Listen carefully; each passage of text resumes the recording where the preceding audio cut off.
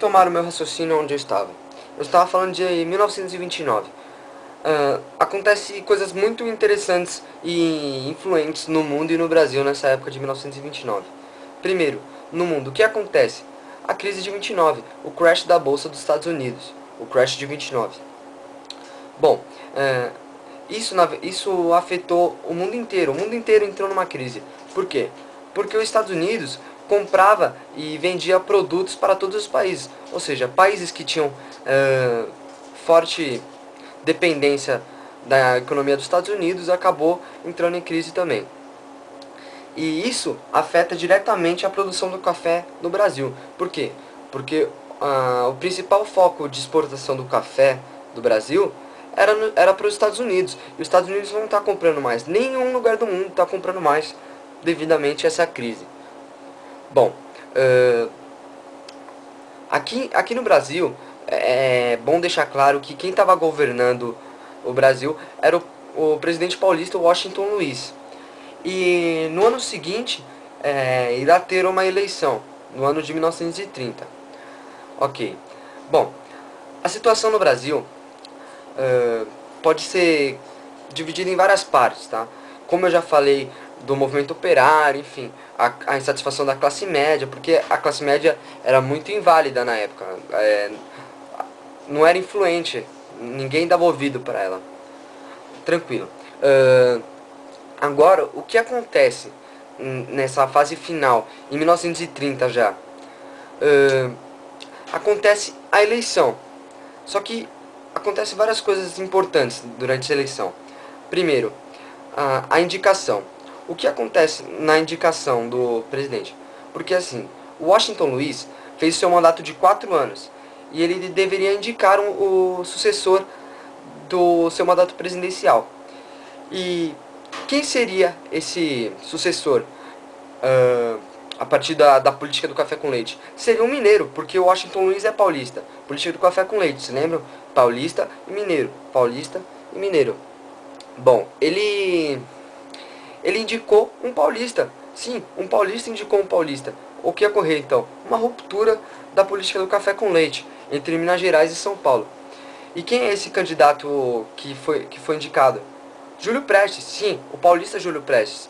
E devido às suas relações com o movimento operário, o movimento operário se intensifica mais, fica muito mais intenso, fica muito mais forte.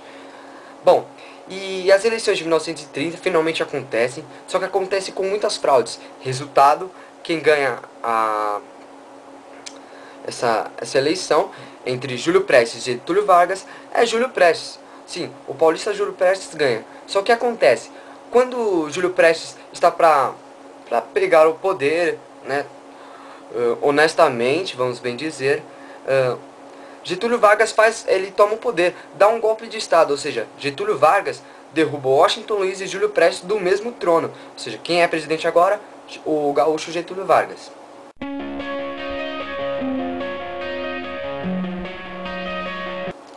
Bom, agora eu vou falar um pouquinho sobre o governo provisório. O governo provisório pode ser caracterizado por uma época que Getúlio Vargas queria mostrar uma cara de bonzinho para a população brasileira. Até que ele é mais conhecido como o pai dos pobres. Vocês vão saber por que dessa expressão, pai dos pobres. Bom, para ele amenizar os ânimos e dar uma acalmada em todo mundo no Brasil, ele começa a atender os interesses por partes dos mais poderosos. Primeiro, os cafeicultores. O que ele faz? Ele compra todo o excedente do café, ou seja, todo aquele café que ficou em estoque devido à crise de 29, ele compra e queima o café para valorizar o preço do café, para subir esse preço. Então ele já dá uma ajuda para os cafeicultores. Bom, ele coloca alguns governadores em todos os estados. Ele coloca governadores que vão atender às necessidades do presidente. Ou seja, se Getúlio Vargas pedir para o governador de São Paulo destruir a Praça da Sé, ele tem que destruir porque é mando de Getúlio Vargas. Ele também cria o Ministério da Educação, da Saúde Pública, o Ministério do Trabalho, Indústria e Comércio. E ele também cria o Código Eleitoral de 1932. O que estava nesse Código Eleitoral de 1932? Estava o voto secreto para evitar as fraudes, tá? O voto feminino, agora as mulheres têm o direito de votar. E o voto passa a ser obrigatório. E também tem a Justiça Eleitoral. A Justiça Eleitoral, na verdade, é um órgão do governo para acabar com... para receber denúncias de fraudes, entendeu? Para acabar com essa história de fraude. Ok. E ele faz promessas de legislação trabalhista. Ele fala para os operários, olha, eu vou dar o que vocês querem, eu vou fazer essa lei para vocês. Ok. Em 1932 há uma revolução constitucionalista. O que é isso? Bom, na verdade, pode ser considerado uma desculpa dos cafeicultores paulistas de retomarem o poder devido à queda de Júlio Prestes e Washington Luiz. Devido a isso, os cafeicultores perderam muito. Por quê? Porque eles não têm mais tanta influência no mundo, não têm mais influência no Brasil. Então, eles usam essa revolução constitucionalista para usar de desculpa para retomar o poder. E como Getúlio Vargas não pode ignorar os cafeicultores por serem muito fortes e numerosos e muito poderosos ainda também, ele faz a Constituição de 1934. O que tinha nessa Constituição de 1934? Bom, primeiro, o voto secreto foi decretado que ia ter o voto secreto na Constituição, ou seja, ninguém muda isso, entendeu? Bom, legislação trabalhista. Agora, o Getúlio Vargas dá o direito que os operários tanto queriam. Tanto que os operários trabalhavam, lutavam para direitos, para ter uma igualdade entre eles, melhores condições de trabalho. Getúlio Vargas, vamos bem dizer que ele dá esses direitos como um presente, que é encarado pelos operários como um desrespeito. Por quê? Porque os operários lutaram por muito tempo para adquirir esses direitos.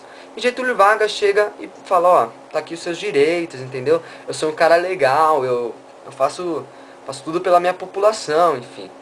E aí vem a expressão pai dos pobres, porque ele praticamente ele ajudou todos aqueles que precisavam, né? Vamos bem dizer, de um gênero bonzinho, mas sempre querendo uma fama maior, sempre querendo um reconhecimento da população para evitar oposição e futuras revoluções, enfim, várias tentativas de tomada.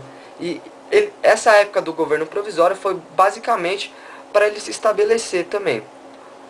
Bom, e os cafeicultores continuam na mesma situação, e agora a gente vai falar sobre o governo constitucional.